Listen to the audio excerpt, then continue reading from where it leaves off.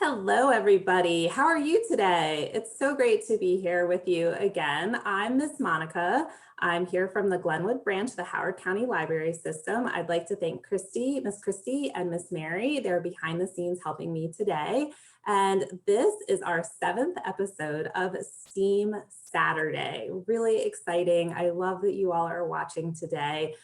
STEAM Saturday is a class that we have where we explore science, technology, engineering, art, and mathematics.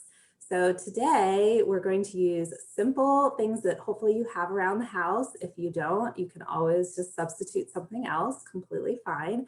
And we're going to explore art a little bit today. And we're going to explore one of my favorite forms of art, which is collage. And collage is just taking paper and putting it on paper, or even some people do it on canvas, or guess what? Illustrators even do it in children's books. So we're going to look at some of those. We're going to do a really fun project. I think you might have a hint up there what we're going to do. And we're going to explore the art of collage a little bit. So with collage, you can use really anything you have around the house. You could use old magazines, you could use old newspapers, you could even use the boxes from the foods you like to eat. You could cut up the cardboard of those. There's so many different things. You can maybe have some business cards from your favorite stores, or really anything, maybe an old letter somebody sent you that you don't mind cutting up. Even, this is hard to say, but even if you have an old book that you're done with, maybe it's already torn, and you can cut that up too. We're going to see how one illustrator uses that. But just make sure you ask your grown-up before you cut up anything, just in case they wanted that magazine or they didn't want the old book cut up or something. Just always ask. It's always a good idea. So we're going to look at some different children's illustrators and authors. Does anybody know this book? I almost guarantee that you have read this book before, and hopefully you love it as much as I do. It's actually one of my favorite books. I read it when I was a child, and I've learned to appreciate it even more as an adult, and especially as a librarian. So I had the pleasure of seeing some of Eric Carle's work. Not only does he write the books, he's the author, but he's also the illustrator and artist that makes each of the pages in his book, the artwork that goes along. So I got to go to an art gallery years ago that had some of his original pieces that he did for the books. And like I said, I've always loved Eric Carle. He's perhaps one of my favorite authors and illustrators in the children's book world. But seeing his pictures in real life and just the original prints that he did, it's incredible, because I really didn't notice this until I went to that gallery, but he uses the art of collage. And what he does is he takes different pieces of paper. So we're going to look at the caterpillar picture right here, which is one of my favorites after he's all full and he's looking for his cocoon. And it's just a great picture, but you can see there's all different greens. And what Eric Carle does is he takes pieces of paper and he just paints them, just crazily paints them, all different colors. And he has his favorite shades of every color. And he paints them, and then he's got all these different, pieces of paper painted in different shades of green, and then he cuts them up. And you can see here, so each piece of the caterpillar is a different piece that he's painted, and he cuts them up and puts them together and glues them down on a piece of paper, and that becomes his picture. So I would love to have this kind of talent in art. I think we can try and do it ourselves. It's really neat. It's a great technique and a really fun way to make pictures. So you can see also on the cocoon, it's the same thing, it's just brown. So when you read an Eric Carle book now, look a little more closer on the pictures in the books and how collage is used. Another artist that uses this is Oge Mora. And she writes several books. They're wonderful stories too, if you haven't read them. They've won lots of awards and they're very worthy of these awards. So try to check those out too and read them. But Thank You, Emu is a wonderful story. And you just can see the collage work here. So do you see how, I'm gonna put this a little bit closer, but you can see that the kids on the windows in the buses, and you can tell me what you think they look like. You see them okay? So they're actually pieces of a book. They're pages of a book cut for the silhouettes of the kids. Do you see that? So in the back of the book, she talks a little bit about her technique on these amazing illustrations and pictures. And she uses discarded old books and paint and scissors, and she makes these scenes in her books. So just fascinating. Thank you, Umu. Definitely recommend that. We're going to kind of do some of the book recommendations while we're learning. So a little different than our other classes, but that's okay. She also has Saturday. And this is such a sweet story about a mother and daughter and their special Saturdays that they spend together. I just love it. And of course, they go to the libraries. I even love it more. But you can see here, do you see right here how this looks? You can see right there. It looks like a piece of a book, and that's exactly what it is. And you can see this one, actually, it would be really fun to recreate the buildings, to cut out just simple shapes, squares, rectangles, and do the same thing for the windows. And it's collage. It's exactly what that is. Which is just, it's an amazing way to do art and create art. Saturday, completely recommend that as well. So let's make our own collage, and we're gonna start really simple. I'm not expecting you to make a collage that would be in a book, although it might be, you never know. So you're gonna need some really, really simple things that you have around the house. You're going to need Post-its. Promise your grown up that you're not gonna use a lot of them. Just like I said, ask first. But I just got these at my store, and I just got 2 different packs so that I would have rainbow colors. If you do not have rainbow colors, which we know are Roy G. Bibb, red, orange, yellow, green, blue, and violet. If you don't have those colors, improvise. I've seen lately a lot in the graphic artist world and book world and kind of craft world that people are making rainbows with different colors and than the traditional colors. I've seen them with some pinks, and I love it. It's beautiful. So if you don't have these colors, don't worry about it. But I just do happen to have the rainbow colors and Post-it notes. You're going to need a glue stick or some regular Elmer's glue. You're going to need scissors, and you're going to need a piece of paper. I just happen to have some scrap paper here that I'm going to use. It's like cardstock, it's a little thicker. If you only have printer paper or copier paper, that's fine too. And choose whatever color you want. I happen to have gray with some scrap paper, so just use whatever you have. So I'm going to move my screen a little bit down so that you can see what I'm working on versus my face. So give me just one moment to do that. I'm going to pull my screen a little closer. And let's see. Can you see okay? Okay, good. Hopefully you can see okay. So I'm going to take I'm actually going to use the school glue, the Elmer's glue. So you're just going to, hopefully this works.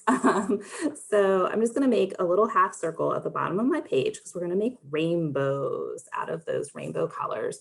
And what I've done beforehand, as you can see, I've just cut up my Post-it notes. So just to do that, you just take a sheet, you just cut it up. And this does not need to be equally perfectly cut up. Just make them into squares or rectangles like so. Some of them are sticky, so you wouldn't even need the glue on those pieces, which is fun, but some of them you will. So you're just going to cut them up like so.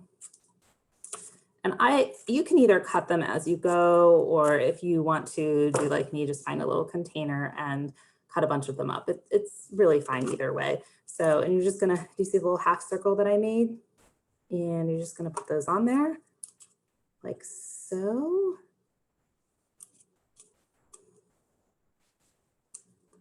And again, it doesn't need to be perfect. They don't need to be all, the same way. You can kind of make them a little crazy. It's art, it's fun. And just go ahead and push them down. I'm getting a little glue on me, and that's okay. And then you just move to the next color like so. And I'm just going to do another line of my glue in a semicircle above the purple or violet, whichever one you want to call it. And again, I've got some blue, and I'm just going to lay them down. Lots of fun. I love collage. When I was younger, I used to love to take magazines, and my cousins would come over, and our parents would give us some poster board, and we would just cut up everything in that magazine, words and pictures we liked, and we would make these huge collages on the poster boards, and then we would hang them up in our rooms and just remember our fun time together. So you're just going to go through and keep doing this for every color, like so. And you can overlap the colors. I left a little bit of space on this. Here, let me turn it around so you can see it a little bit, like so. Make sure it's still on the camera. So you're just going to do that, and then we can just, and you could do it, like I said, you can, I left a little bit of space between my colors, but you can do it a little, let's do this one a little closer, the green, like so. And take my green, put those, and you can overlap them. It's your artwork, and you can do it how you would like. But this is a fun activity, especially if it's a rainy day or cold outside. It's kind of fun to do. Also, I picked a rainbow because the first time this will air will be March, and we've just had the first day of spring, and we've had St. Patrick's Day, which I always notice has lots of rainbows. We're always looking for the gold at the end of the rainbow, like so. Okay, I'm gonna hold it up. I'm gonna bring my screen back. Okay, so you would keep going for all the different colors. So you would have a full rainbow. Like I said, use whatever colors you have. If you only have one color, make it like just a one color rainbow, that's fine. But let me show you. So this is the one that I just did. Got some violets kind of in there. You can make some clouds too, like that'd be really fun with it if you had extra blue. But I'm gonna show you one that I did the other night, and there you go, there's a finished one.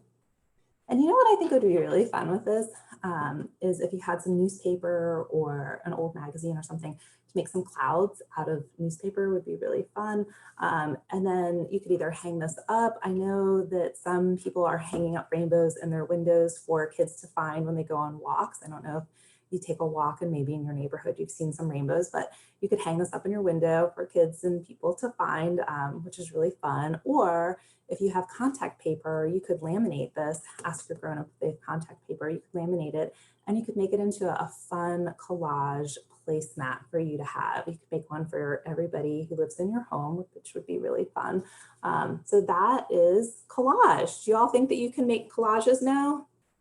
I know you can. It's lots of fun, and you're practicing your great cutting skills and gluing skills, and I just love it. And colors, it's so much. So I do want to also show you, I don't know if you've noticed, but behind me, there's a rather large rainbow on my wall back here. Do you see it? So that, I always remember which way to move. So that is also made out of Post-it notes. That is just, I did not use glue because I did not want to have this permanently on my wall. Ask your grown if it's okay to do this, but you could do this on your wall, or you, like I said, people are looking for rainbows out in the communities. So you could do this in your front window. Really fun, really easy to do. It's just Post-it notes going along. I didn't even cut these. They're the standard, if you can see the square size of my Post-it notes. If you have the little bigger Post-it notes, it works too. So lots of fun. So as we're talking about art, I hope you had a good time. I do want to show you, I showed you a couple books before, but I do want to show you 2 additional books if you are looking for some ways to learn about art or some different projects that you would like to do at home. I recommend these 2 books. This is Art and How It Happens, an Introduction to Art for Children. It's by DK Publishing, and it's by, the author here, I had to look it up because it's on the inside. It's by Anne Kay. And this goes into art theory, and it explains it really easily. It also goes by colors, and it shows different art and different artists who favor a different color, you know, each color. It's really cool. So I'm going to show you this one. This page, I always like to show you a page so you can see how cool these books are. This is wall art.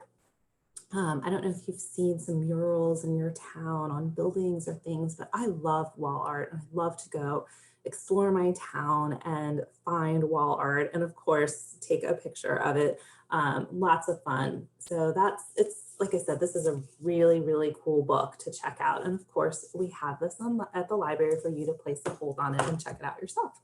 And the next book that I have is Art Lab for Kids. And this is 52 Creative Adventures in Drawing, Painting, Printmaking, Paper, and Mixed Media.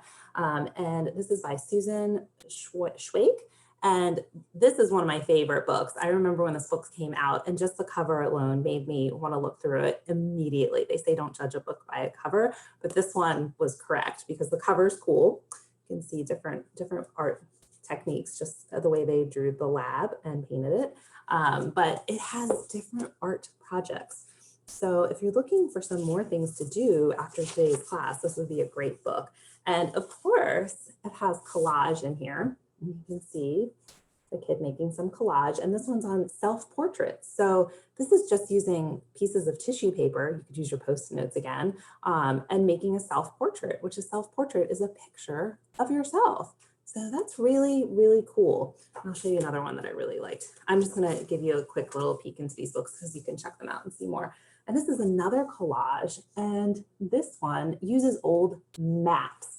So if your grown-up has an old map that they're not using, maybe they have it in their car and then they just don't go to that place anymore, or they maybe got a new map or something, ask if you can have the map because maps are really fun to cut up and make collages out of. Another thing you can do with maps is you can wrap presents with them. I got some Christmas or birthday presents last year and the person wrapped them in old maps and they were really pretty. So that is Art Lab for kids.